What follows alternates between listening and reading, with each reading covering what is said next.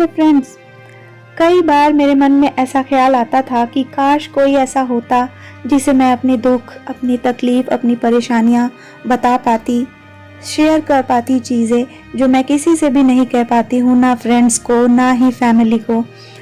तो ऐसा कोई कभी मिला नहीं, लेकिन आज देखिए भगवान की दया ही कह सकते हैं कि आप लोगों के रूप में, यानी कि मेरी यूट्यूब फैमिली के रूप में हज़ारों लोग मुझे मिल गए हैं जो जानना चाहते हैं क्या है मेरी तकलीफ़, क्या कुछ मैंने अपनी पास्ट में झेला है, क्या है मेरी लाइफ स्टोरी और क्यों मैं एक सिंगल मदर हूँ। तो आज का व्लॉग इसी टॉपिक पे रहेगा कि मेरी लाइफ स्टोरी क्या है। वैसे ध्यान रखिएगा फ्रेंड्स, ये पहला पार्ट नहीं है मेरी लाइफ स्टोरी के व्लॉग का। एक पार्ट काफ़ी पहले आ चुका था जो कि मैं लिंक जो है उस फर्स्ट पार्ट वाले व्लॉग का वो मैं डिस्क्रिप्शन में डाल दूंगी। तो आप लोगों से रिक्वेस्ट है, ये वाला भाग देखने से पहले आप लोग वो वाला जो पहले वाला भाग है जो काफ़ी पहले आ चुका है मेरे चैनल पे, यानी कि माई लाइफ स्टोरी का फर्स्ट पार्ट, वो ज़रूर देख लीजिएगा ताकि सारी चीज़ें आपको सही से क्लियर हो सके।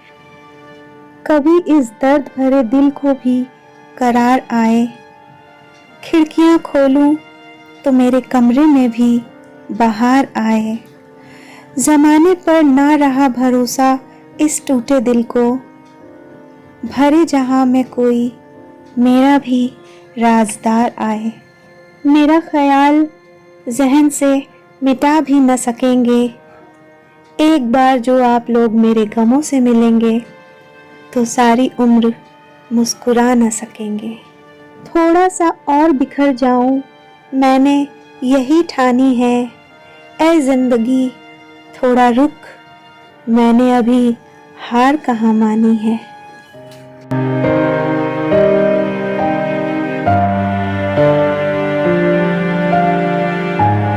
एक चेहरा गिरा जैसे मोहरा गिरा, जैसे धूप को कहने लग गया, छपक से पहचानने लगा।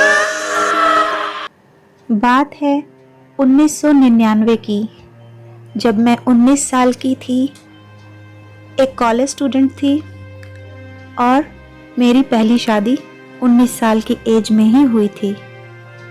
कॉलेज की पढ़ाई ख़त्म भी नहीं हुई थी मेरी, और एक फंक्शन में, एक वेडिंग फंक्शन में हम लोग गए हुए थे। वहीं पे मुझे देख के जो मेरे ससुराल वाले थे उनको मैं पसंद आ गई थी और फिर इसी तरह बात आगे बढ़ी। लड़के वालों की तरफ से ही रिश्ता आया था, तो सभी बहुत खुश थे और पापा को भी सब कुछ सही लगा, तो पापा ने हाँ कह दिया था। कुछ इस तरह से मेरी शादी हो गई थी 1999 साल में। तो एनीवेज, पहली शादी में क्या कुछ हुआ था इसका ज़्यादा डिटेल्स में मैं यहाँ नहीं जाऊँगी, क्योंकि फर्स्ट पार्ट जो है मेरी लाइफ स्टोरी का उसमें मैंने काफ़ी कुछ बताया हुआ है कि कैसे मेरी शादी हुई और क्यों मेरी शादी टूट गई, वजह क्या क्या थी। ये सारी चीज़ों का डिटेल्स आप लोगों को उस ब्लॉग में मिल जाएगा।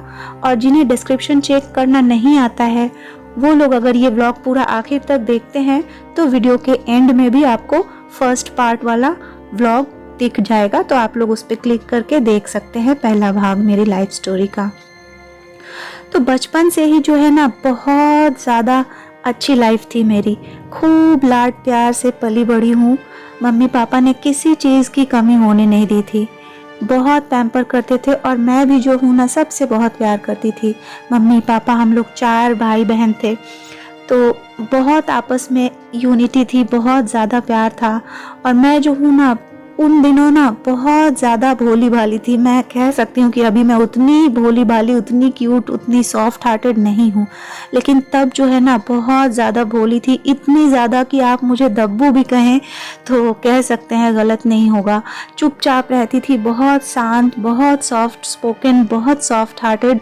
कोई मुझे ज़ोर से ऐसे गुस्से में देख भी लेना तो मैं रो दूं, या कोई डांट दे तो मैं रोना शुरू कर दूं, इस तरह से।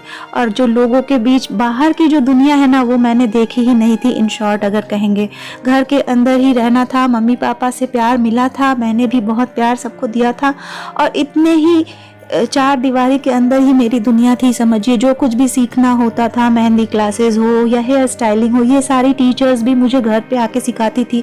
तो उतना उस तरह से बाहर जाना, फ्रेंड्स के साथ घूमना फिरना, ये सारी चीज़ें जैसे आज के ज़माने में होती है वैसी नहीं थी तब की सिचुएशन।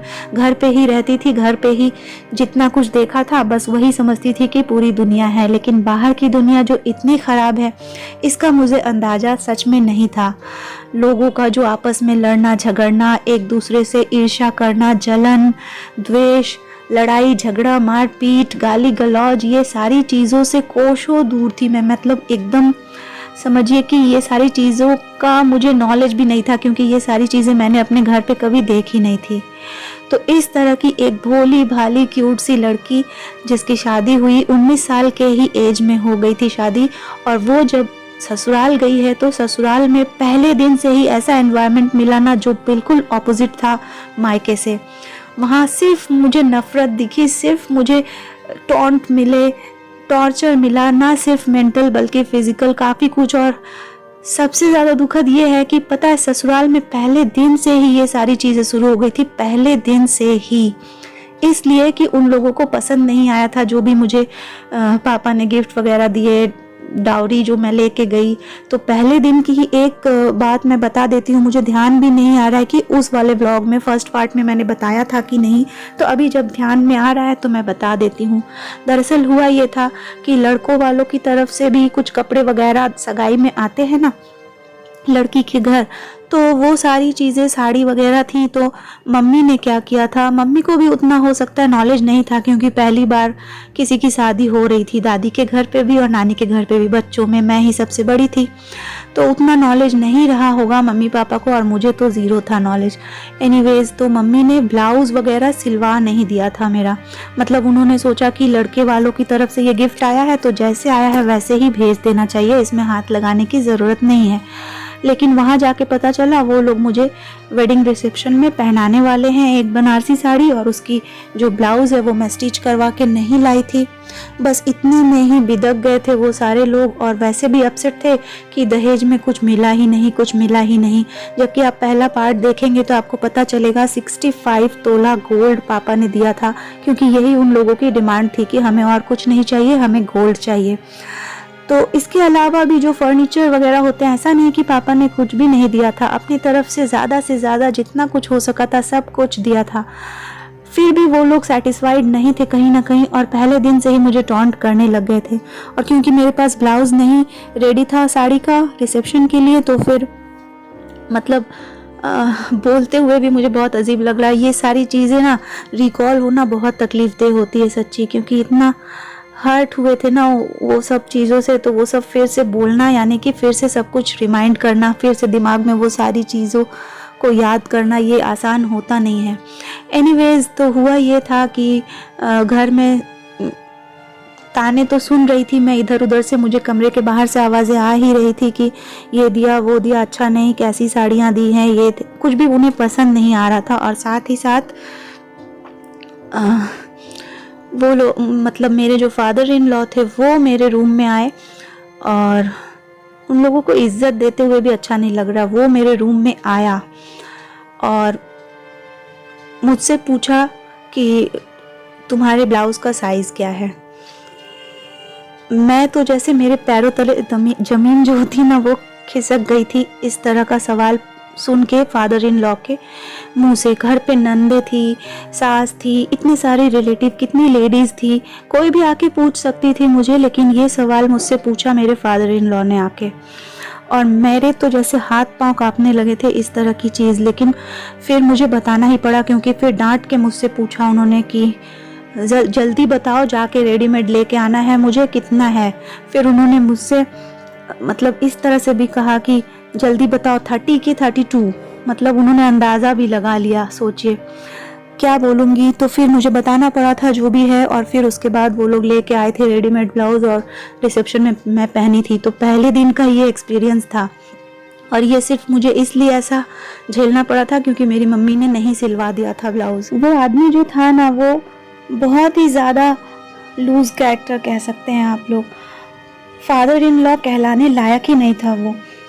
कई बार ऐसा भी हुआ था, पता है कि वहाँ 2 घर हुआ करते थे। मैं वो जगह कौन सी थी, कहाँ, ये सब कुछ यहाँ नहीं बता सकती, किसी का पर्सनल इन्फॉर्मेशन बताना नहीं चाहिए, तो इसीलिए मैं बताऊंगी नहीं। लेकिन 2 जगह उन लोगों का घर हुआ करता था यहीं कोलकाता में, एक नया घर, एक पुराना घर।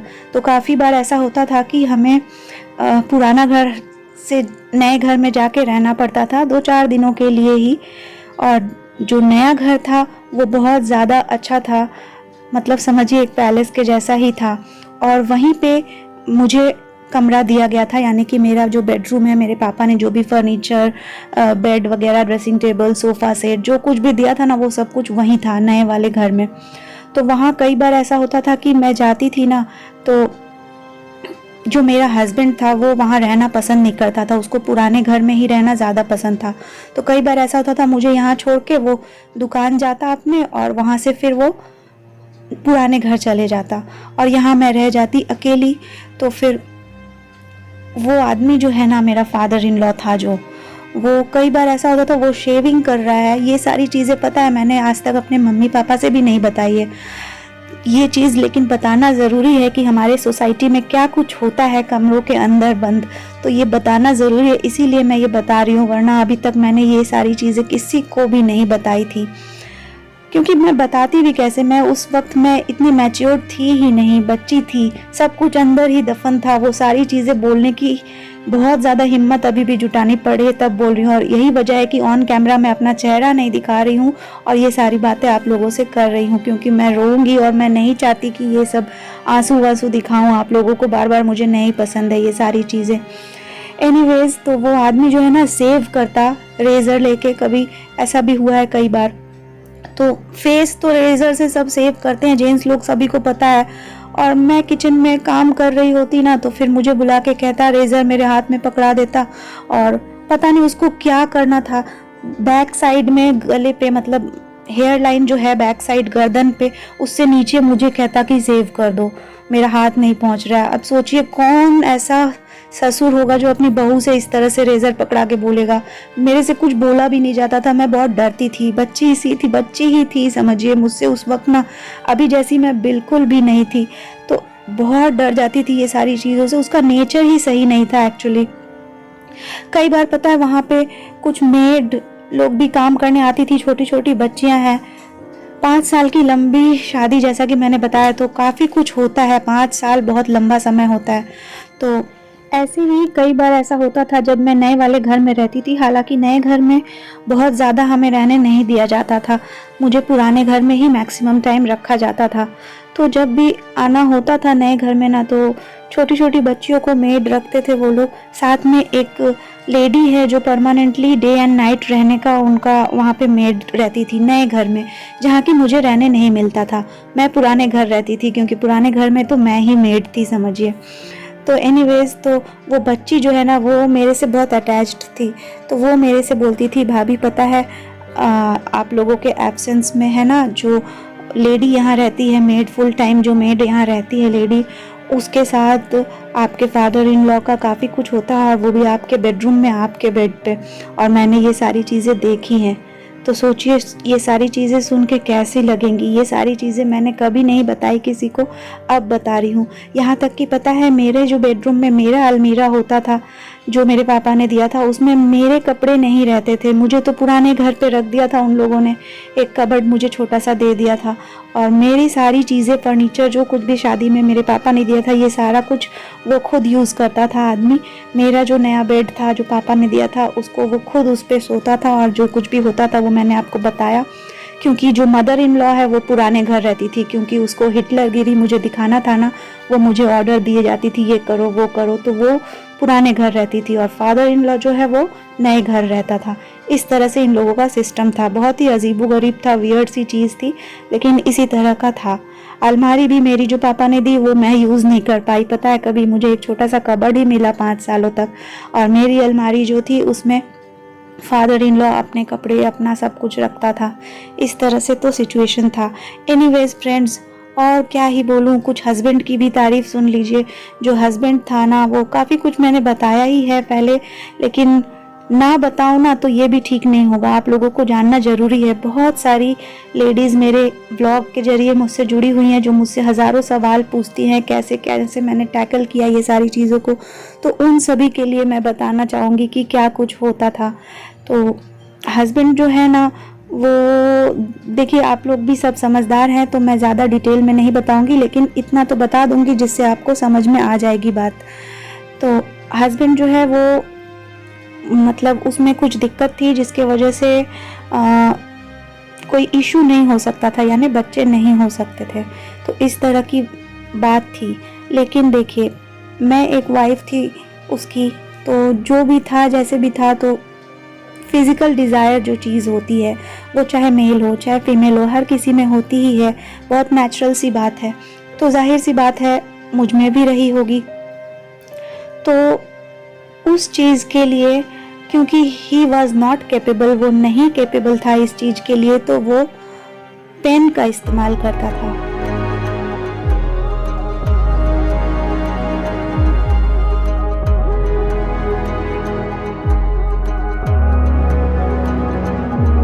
एक चेहरा गिरा जैसे मोहरा गिरा, जैसे धूप को कहने लग गया, छपक से पहचान ले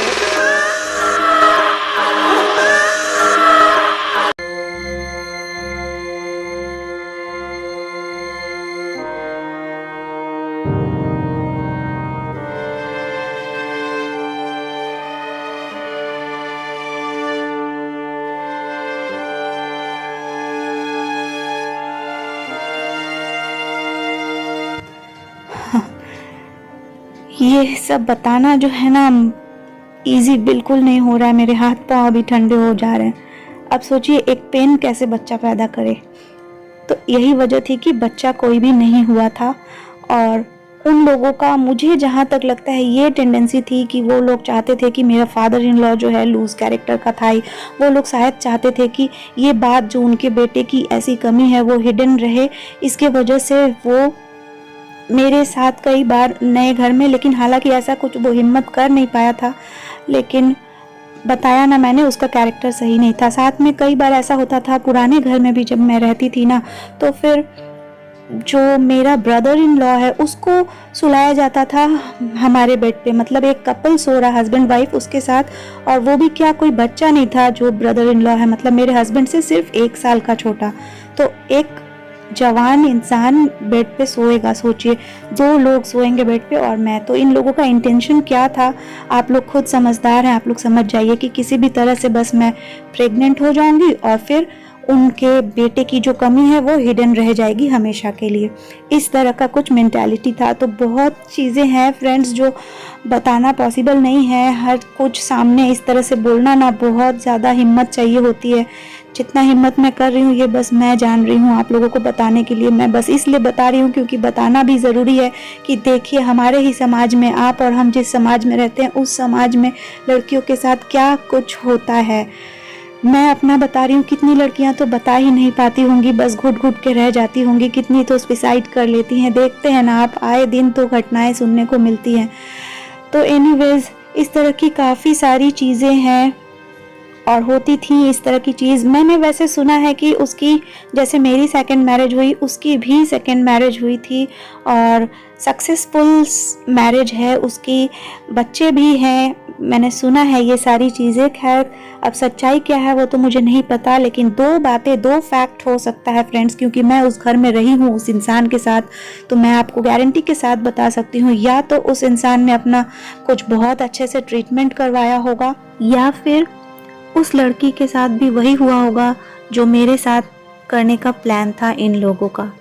हो सकता है वो अपोज नहीं कर पाई होगी, हो सकता है उसके पेरेंट्स ने सपोर्ट उसे नहीं किया होगा, या फिर कोई पुअर फैमिली से होगी, बस वो सह गई होगी, ऐसा भी कुछ हो सकता है, चांसेस है। या फिर सेकंड फैक्ट ऑफ कोर्स ये है कि उसने अपना ट्रीटमेंट करवा लिया होगा, अदरवाइज बच्चे होना इम्पॉसिबल था। एनीवेज फ्रेंड, इसके बाद मैं आपको बताती हूँ कि वो शादी जब टूटने को हुई तो मैं ना, सोसाइटी से भी मेरा हमेशा से 36 का आंकड़ा है, और ये क्यों है वो मैं आपको बताती हूँ। जब ये शादी टूटने को हुई ना, तो पापा ने, जो सोसाइटी के लोग हैं, जो बड़े बुज़ुर्ग जो भी हैं, रिलेटिव्स हैं, और जिन लोगों ने भी शादी को अटेंड किया था और अच्छा बुरा जो भी समझ सके इस चीज़ को, क्योंकि मैं तो छोटी हूँ, तो एक मीटिंग टाइप का हुआ था और उसमें हमारे समाज के जितने भी, हमारे जायसवाल समाज के, गुप्ता या जायसवाल समाज जो भी कह लीजिए, उस सोसाइटी के जो लोग हैं, काफ़ी सारे लोग इकट्ठे हुए थे ताकि एक फ़ैसला किया जाए कि एक लड़की के साथ इस तरह से क्यों इतना सब कुछ हुआ है। यहाँ मैं सारी चीज़ें अभी भी नहीं बताई हूँ, 5 सालों में क्या क्या हुआ है, सब कुछ बता पाना पॉसिबल है भी नहीं, लेकिन मुझे लगता है जितना मैंने आज बता दिया और पहले ब्लॉग में बता दिया, वो मोर देन इनफ है आपको समझने के लिए कि कितनी ख़राब और कितनी दर्दनाक वो शादी थी। तो हुआ ये कि पता है, मैं तो छोटी थी, मुझे नहीं समझ थी इन चीज़ों की, क्या हमारे देश का कानून क्या कहता है, ये सारी चीज़ों का मुझे बिल्कुल भी नॉलेज नहीं था। लेकिन जो सोसाइटी के लोग गए ना, उन्होंने मेरा भला करने की जगह मेरा और बुरा ही किया। इसी वजह से मुझे नफ़रत है अपने सोसाइटी के लोगों से, क्योंकि ये लोग ना अगर किसी का अच्छा नहीं कर सकते थे, एटलीस्ट बुरा नहीं करते। पढ़े लिखे लोग भी काफ़ी थे, समझदार लोग भी थे, लेकिन क्या किए पता है, जो गोल्ड ज्वेलरीज वगैरह जो ससुराल के तरफ से मिले या मायके की तरफ से, यहाँ मैं नॉलेज के लिए भी बताना चाहूँगी लड़कियों, खास करके आप लोगों के लिए, ध्यान से सुनना। सिर्फ मायके से जो तुम लेके आई हो गोल्ड, उसी पे तुम्हारा हक नहीं है। ससुराल की तरफ से भी जो कुछ भी गोल्ड शादी में तुम्हें मिला है, गोल्ड ही क्यों, कपड़े गहने सारी चीज़ें जो भी एज अ गिफ्ट तुम्हें ससुराल वालों की तरफ से या ससुराल के तरफ के रिलेटिव्स की तरफ से जो कुछ भी मिला है, उस सब पे सिर्फ और सिर्फ उस लड़की का हक होता है। वो लड़की ही ओनर है और ये सारी चीज़ों को ही ससुराल और मायके के मिला के सारे गिफ्ट्स इंक्लूडिंग गोल्ड, इसे स्त्री धन कहते हैं।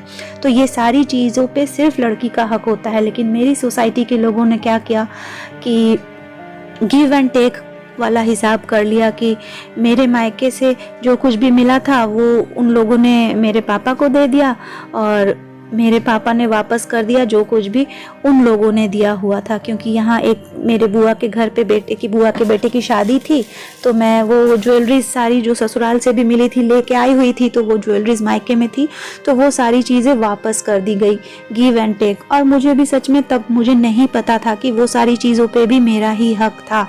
और इसके अलावा पता है, मायके से भी जितना कुछ मिला था वो सारा कुछ उन लोगों ने दिया ही नहीं। वो लोग बहुत ही ज़्यादा बुरे लोग थे वो लोग, और हम जो थे ना, हमें बिल्कुल भी इन चीज़ों का आइडिया नहीं था। साथ में मेरे पापा भी उतने पढ़े लिखे नहीं हैं कि उनको भी ये सारी चीज़ें, जो भी हमारे देश का कानून है, ये सारी चीज़ों का नॉलेज हो। तो जैसा जैसा समाज के लोगों ने कहा, पापा ने भी वही किया। तो हुआ ये कि मेरे शादी पे ना मेरे मामा जी हुए या फिर मेरे नाना नानी हुए, वो लोग सब भी ना, जब कन्यादान होता है ना, चांदी का थाली, चांदी का लोटा, ये सब में किया जाता है कन्यादान। तो इस तरह की काफ़ी सारी चीज़ें, मेरे पास 4 चांदी की थालियाँ थी, 4 चांदी के लोटे थे, उसमें से मुझे सिर्फ 1 मिला और बाकी के 3 उन लोगों ने रख लिए। और 1 तो उन्होंने मेरी शादी के तुरंत बाद एक उनकी बेटी की शादी हुई थी उसमें दे दिया था, बाकी 2 बचा हुआ था, लेकिन वो लोग नहीं दिए वो सारी चीज़ें, ना ही सारी, मतलब नए घर में जो कुछ भी पड़ा हुआ था उन लोगों के अंडर में था, कुछ नहीं दिए। जो पीतल की बड़ी बड़ी थालियाँ होती हैं जिसे कहते हैं परात, इस तरह की काफ़ी चीज़ें थी जो उन लोगों ने रख लिया। साथ में कैश भी बहुत कम दिया और मैंने कोई पुलिस कंप्लेंट भी नहीं किया था उन लोगों के खिलाफ़। जैसा कि मैंने बताया ना, बहुत भोली थी मैं, मुझे नहीं पता था ये सारी चीज़ों के बारे में। तो कोई पुलिस कंप्लेंट नहीं हुआ उन लोगों के खिलाफ़, कोई उनको पनिशमेंट नहीं मिली, ना ही उन लोगों ने मुझे कोई इस तरह से एलिमनी दी, पता है, कुछ भी नहीं। कोर्ट की तरफ से भी मतलब म्यूचुअल डाइवोर्स का पेपर बनाया गया और उन लोगों ने ही, वो लोग थोड़े चालाक थे, उन लोगों ने ही अपने तरफ से पेपर बनवा लिया और पापा को दे दिया। और बस पापा ने भी अपने लॉयर से पढ़वा लिया, बस हाँ ठीक है, ये है वो है करके उन लोगों ने जो जो चाहा था उस तरह से लिख दिया था और साइन करवा लिया गया और इस तरह से म्यूचुअल डिवोर्स हो गया। कोई एलिमनी भी मुझे नहीं मिली उस शादी से और इतना तकलीफ़ मैं वहाँ से झेल के आई थी। तो बहुत ही ज़्यादा दुखद वो शादी थी। साथ में वहाँ से कुछ मिला नहीं, हाँ कैश में 2 लाख समथिंग मिले थे, वो भी कोर्ट की तरफ से नहीं मिले थे। पता है, ये हमारा जो समाज है ना, इन लोगों ने कैलकुलेट किया था कि मेरे पापा के पैसे कितने खर्च हुए होंगे और उसमें से भी जो रिलेटिव्स को खाना वाना खिलाया वो सब माइनस कर दो, क्योंकि खाना ही तो खिलाया गया था, और बाकी जो भी खर्च हुआ था, फर्नीचर है, ये है, वो सब के लिए सिर्फ 2 लाख, सिर्फ 2 लाख, वो भी, और अलग से कोई एलिमनी नहीं, कोई कुछ नहीं। तो यही वजह है ना, मुझे अपने समाज पे भी बहुत ज़्यादा गुस्सा आता है कि इन लोग आए ही क्यों थे। इससे अच्छा पुलिस कंप्लेंट हुआ होता, लॉयर कोर्ट में केस फाइल हुआ होता तो सही जानकारी भी मिल जाती। तब मुझे भी नॉलेज नहीं थी इन सारी चीज़ों की कि क्या कहता है हमारे देश का कानून और लड़कियों का क्या क्या राइट होता है, मुझे कुछ भी नहीं पता था। इसीलिए जैसे जैसे समाज के लोगों ने कहा, उन लोगों ने हाथ जोड़ के माफ़ी मांग लिया, माफ़ कर दो, माफ़ कर दो, और समाज ने उन लोगों को माफ़ कर दिया। तो मुझे कुछ भी नहीं मिला, उल्टा जो भी मेरा था, मायके से भी जो आया था वो भी पूरा नहीं मिला, आधा से ज़्यादा उन लोगों ने रख लिया था। तो क्या करूँ, इसे मेरी बदनसीबी ही कह सकती हूँ, और क्या बोलूँ फ्रेंड्स।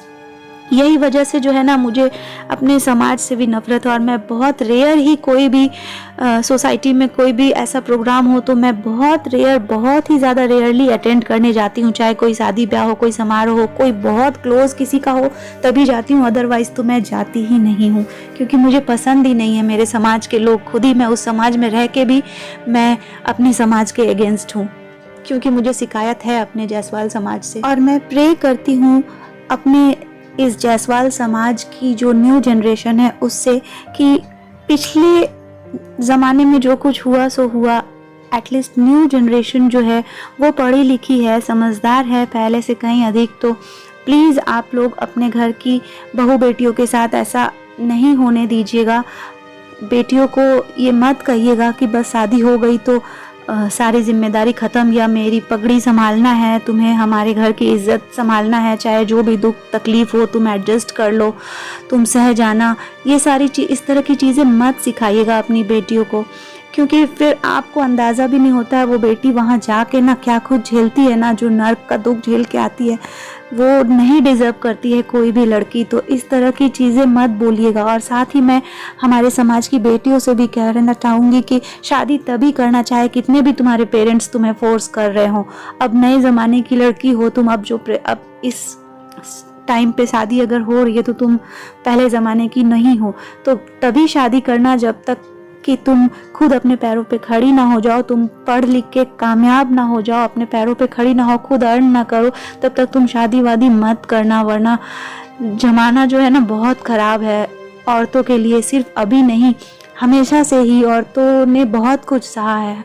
सिर्फ जायसवाल समाज की क्यों बात करूं, मैं हर किसी कास्ट के बारे में कह रही हूँ। लड़कियों ने बहुत कुछ हमेशा से सहा है। हमारे पुराने ज़माने में चाहे दादी नानी का ज़माना रहा हो, चाहे आज का प्रेजेंट ज़माना रहा हो, लड़कियों के साथ हमेशा ही बहुत नाइंसाफ़ी हुई है। तो कोई हेल्प करने नहीं आएगा। लड़कियों, अगर तुम्हारे ऊपर कुछ बुरा हो रहा है तो मैं कहूँगी कि खुद को हिम्मत करना होगा, खुद की मदद खुद करनी होगी। कोई समाज, कोई सोसाइटी, यहाँ तक कि कभी ऐसा भी वक्त आता है तुम्हारा खुद का परिवार भी तुम्हें सपोर्ट नहीं करेगा। तो इसीलिए हमेशा बहुत ज़रूरी है अपने पैरों पे खड़ी होना, उसके बाद ही शादी करना, और बहुत सोच विचार के, बहुत समझ के जिससे भी शादी हो। यही बोल के, इसी थॉट के साथ मैं आज का व्लॉग जो है यहीं ख़त्म करूँगी। और ये व्लॉग ख़त्म हो रहा है लेकिन मेरी स्टोरी ख़त्म नहीं हुई है। फिर कल मिलती हूँ अगला पार्ट लेके फ्रेंड्स, क्योंकि व्लॉग ऑलरेडी बहुत लंबा हो जा रहा है। तो कल का व्लॉग भी मिस मत कीजिएगा, ज़रूर देखिएगा। बहुत समय लग रहा है ये लाइव स्टोरी वाला व्लॉग बनाने में, तो हो सकता है कल भी सुबह तो व्लॉग नहीं आ पाएगा। अगर शाम तक आया, अगर और भी देर लगा तो कल गैप भी हो जाए। लेकिन जब भी अगला व्लॉग आएगा वो पार्ट 3 होगा, तो उसको ज़रूर देखिएगा। उसमें मैं बताऊंगी अपने सेकंड मैरिज के बारे में। तो आज के लिए बस इतना ही। और साथ ही साथ समाज में रहने वाले सभी से, जो भी मेरा व्लॉग देख रहे हैं और चाहते हैं कि लड़कियों के साथ जो मेरे साथ हुआ इस तरह से आगे से किसी के साथ ना हो, ये स्टॉप हो चीज़, तो इसमें इस चीज़ के लिए ना अवेयरनेस की बहुत ज़रूरत है। और मैं चाहूँगी इस वीडियो को आप लोग बहुत बहुत शेयर कीजिए, हर किसी को शेयर कीजिए, ताकि लोगों को पता चले कि क्या कुछ होता है लड़कियों के साथ, और लड़कियों को पता चले कि उनकी क्या क्या राइट्स हैं शादी के बाद, और उन्हें क्यों नहीं सहना है। और जब तक अपने पैरों पे खड़े नहीं हो तब तक शादी नहीं करना है। बिना पढ़ाई लिखाई किए शादी फट से मत कर लेना, वरना फिर बहुत ज़्यादा प्रॉब्लम फेस करना पड़ता है लाइफ में। और जो लोग कमज़ोर होंगी ना, वो लोग फेस भी नहीं कर पाएंगी। सच कहूँ तो फिर वो कुछ गलत कदम उठा लेती हैं लड़कियाँ। तो आज का व्लॉग जो है वो इसी के साथ ख़त्म कर रही हूँ। फ्रेंड्स, इसको ज़्यादा से ज़्यादा शेयर कीजिएगा, सिर्फ मुझे सपोर्ट करने के लिए नहीं, हमारे देश की हर लड़की को सपोर्ट करने के लिए इस व्लॉग को शेयर कीजिए, ताकि ना सिर्फ माता पिता भी, जो मैंने यहाँ पे बताया कि अपनी बेटियों को कब शादी करवाइए, और उसी के साथ साथ हमारे देश की बेटियों को, हर एक बेटी को भी नॉलेज मिले कि उनके लिए क्या राइट्स है, हमारे देश का कानून क्या कहता है उनके लिए। ये सारी जानकारी मैंने बातों बातों में दी है यहाँ पे, तो इसीलिए मैं कहूँगी कि ज़्यादा से ज़्यादा ज़रूर शेयर कीजिए, ताकि मेरे साथ जो होना था वो तो हो गया, दूसरी किसी लड़की के साथ ऐसा ना हो पाए। शायद कोई सीख ले मेरी इस ब्लॉग को देखने के बाद, सबक ले और अपनी लाइफ को सुधार सके। तो कल मिलते हैं फ्रेंड्स फिर पार्ट 3 के साथ।